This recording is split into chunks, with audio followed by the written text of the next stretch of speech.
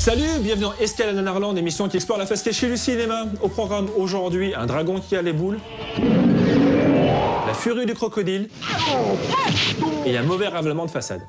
Allez, c'est parti.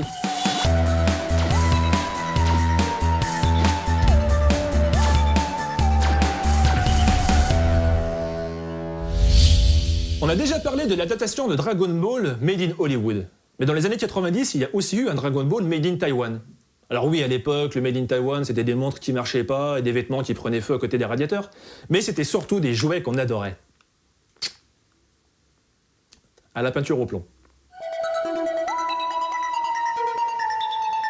Dernièrement, nous vous avons parlé des adaptations live de Dragon Ball avec deux exemples, la version US pétée de thunes mais pas fidèle, et la version coréenne très proche du manga mais plutôt cheap.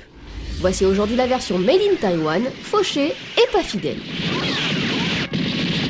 Alors comme dans chaque adaptation de Dragon Ball, c'est la course aux 7 boules de cristal. C'est la perle du dragon. Et comme dans chaque adaptation de Dragon Ball, on commence le film avec Son Goku et son pépé. C'est tout mignon. Tu sais, grand-père, grâce à cette super baguette magique, je pourrais te protéger, toi et ton trésor, de tous les envahisseurs.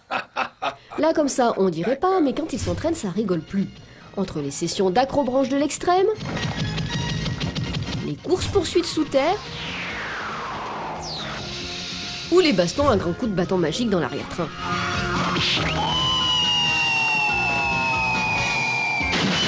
Et comme dans chaque adaptation de Dragon Ball, on croise la route de Yamcha qui affronte ici Sangoku, de Bulma qui joue quand même pas super bien. Je l'ai retrouvé, c'est génial. Je l'ai retrouvé, ouais, je l'ai retrouvé. Et de Tortue Géniale.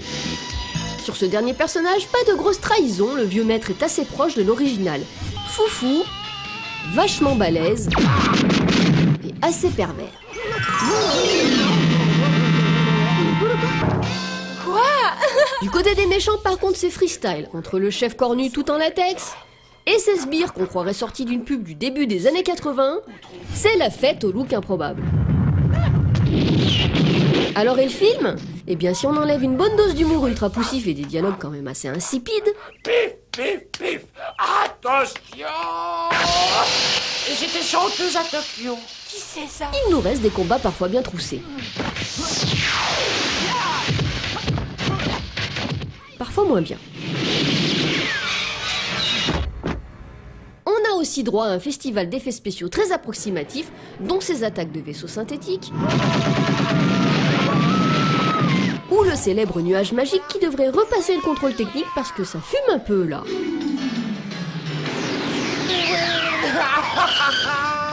Et puis disséminé dans le film, on a ces moments un peu irréels.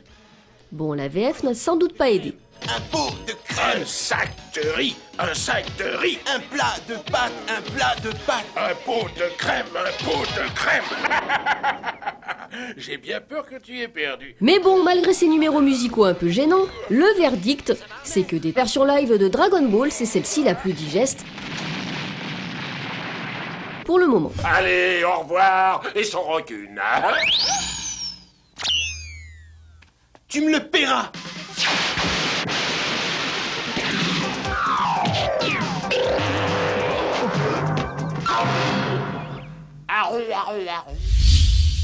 Le crocodile est un animal chassé pour sa peau qui permet de fabriquer des chaussures et des sacs à main. Chaussures et sacs à main qui sont eux-mêmes recyclés pour rechaper de vieux pneus, dont on utilise la matière pour fabriquer de faux crocodiles en caoutchouc au cinéma. On appelle ça le cycle de la vie. Oh, voilà mon déjeuner qui arrive. Le crocodile en mousse est un élément récurrent du mauvais film sympathique. Ici, nous avons droit à un parfait spécimen, bien rigide et pas crédible comme il faut.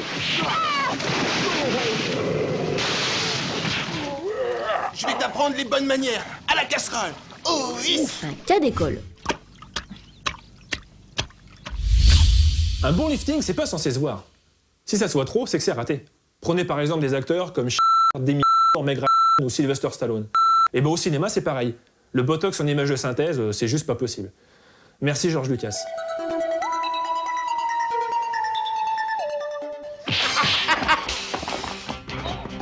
Le phénomène est assez rare pour être souligné. Lors de sa ressortie en DVD, cette adaptation de Dragon Ball a été reliftée. Si on la compare à une version précédente sortie en VHS, on voit tout de suite que les couleurs ont été réétalonnées. Ça, c'est courant. Que le film a été recadré, pourquoi pas, mais surtout qu'ils ont rajouté plein d'images de synthèse du début à la fin. Et s'ils ont utilisé la méthode dite de George Lucas, c'est sans doute pour surfer sur la sortie de Dragon Ball Evolution, le film de 2009. Alors pour certains effets, c'est vrai qu'il y a un mieux. Mais pour le reste, on peut se demander. Mais le pire est atteint avec le dragon, pas mal fait dans la première version, qui y laisse des écailles lors de son passage en numérique. Je n'exaucerai qu'un vœu, alors quel est-il? Parlez, je vous écoute. Moi, dragon, Jade, vas-y, fais un vœu. Voilà, fin de cette escale. Alors qu'est-ce qu'on peut retenir? Eh bien qu'on a retrouvé le grand-père d'Harry Potter, qu'à Taïwan, ils font aussi de faux Lacoste, et que, comme disait Bricoleur, peinture sur crasse égale 9. On se quitte avec l'extrait en trop, et surtout n'oubliez pas, le pire n'est jamais décevant.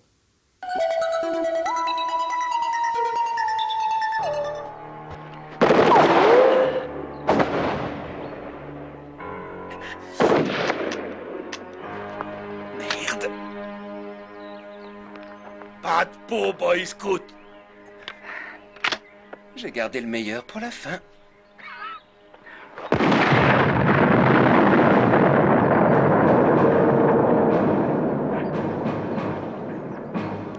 T'aurais peut-être dû lire ton horoscope.